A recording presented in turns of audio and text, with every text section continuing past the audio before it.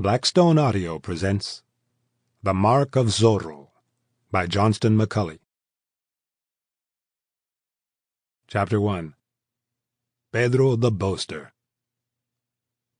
Again the sheet of rain beat against the roof of red Spanish tile, and the wind shrieked like a soul in torment. Smoke puffed from the big fireplace as the sparks were showered over the hard dirt floor. "It's a night for evil deeds," declared Sergeant Pedro Gonzalez, grasping the hilt of his sword in one hand and a mug filled with thin wine in the other. He stretched his great feet in their loose boots toward the roaring fire and continued. "Devils howl in the wind, and demons are in the raindrops. It is an evil night indeed, senor?" "It is," the fat landlord agreed, and he quickly filled the wine mug again, for Sergeant Pedro Gonzalez had a terrible temper that was always aroused when wine was too slow in coming. "An evil night," the big sergeant repeated, and drained the mug without stopping to draw breath. This feat had gained the sergeant a certain reputation up and down El Camino Real, as they called the highway that connected the missions in one long chain. Gonzalez sprawled closer to the fire. He did not care that he robbed other men of some of its warmth.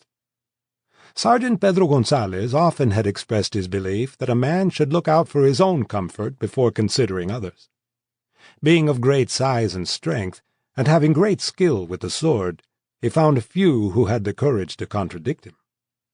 Outside the wind shrieked, and the rain dashed against the ground in a solid sheet. It was a typical February storm for Southern California.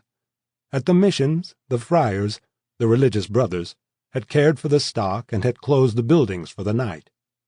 At every great hacienda big fires were burning in the houses.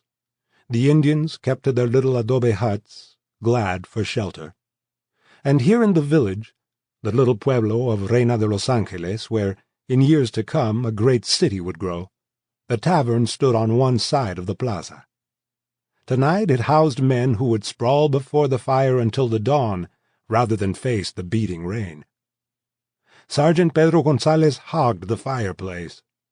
A corporal and 3 soldiers from the military post, the presidio, sat at table behind him, drinking their thin wine and playing at cards. An Indian servant crouched on his heels in one corner. Just now conversation had died out. This fact annoyed the fat landlord, and caused him some fear there would be trouble.